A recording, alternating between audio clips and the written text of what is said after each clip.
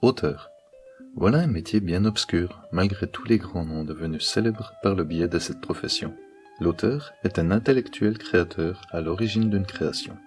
La personne imaginant et élaborant dans son univers. Vous l'avez compris, toute création originale est l'œuvre d'un auteur, dans le domaine artistique. Venons-en maintenant à une question plus épineuse.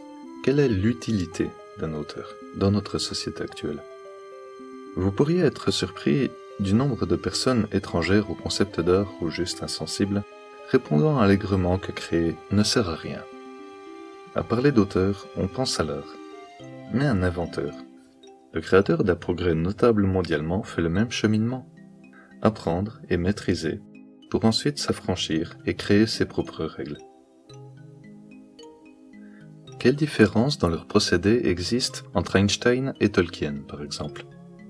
Ce n'est pas rhétorique, je vous pose vraiment la question. Chacun a suivi à la lettre le processus de création originale. Chacun n'était qu'un simple kidam un peu illuminé, travaillant en secret derrière les apparences. Chacun était un perfectionniste accueillant les échecs comme des leçons et les victoires comme des preuves. Le travail d'auteur et d'inventeur suivent le même procédé déjà vu. Auteur, c'est aussi la nécessité d'avoir un revenu fixe en plus du travail personnel. À quelques exceptions dépendantes du succès, un auteur travaillant à 100% sur son œuvre n'existe pas. D'ailleurs, dans l'industrie du divertissement actuel, auteur est juste la profession la plus méprisée et mal payée de tout le marché. Je ne vais pas faire la faute de dire qu'auteurs et inventeurs géniaux sont pareils. L'auteur se cantonne aux arts créatifs littéraires. Tout est encore histoire de sensibilité. L'auteur vit son œuvre, tel un monde parallèle, ou d'autres façons possibles. Le métier consiste à créer. Les célébrités et grands auteurs sont un petit nombre en comparaison au nombre de prétendants, comme dans toute discipline artistique. Pour revenir sur le livre de référence que j'ai présenté, il a été rédigé par un docteur en scénario, travaillant principalement pour Hollywood.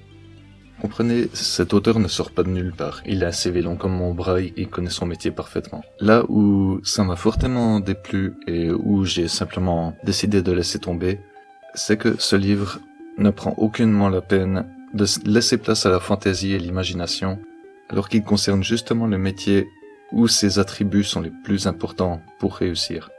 Vraiment, avec tout ce que le divertissement nous offre actuellement, de plus grand public et de plus pauvre, à mon avis, il ne faut pas y prêter égard. Il faut abandonner ce préjugé que l'originalité n'est plus. Hollywood cherche à vous l'inculquer pour maintenir son public et sa fortune. L'imagination humaine n'a aucune limite.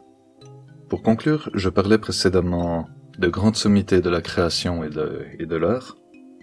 Savez-vous que chaque grand nom célèbre de sa profession, aussi méritant soit-il, reste humain sans pouvoir prétendre la perfection ?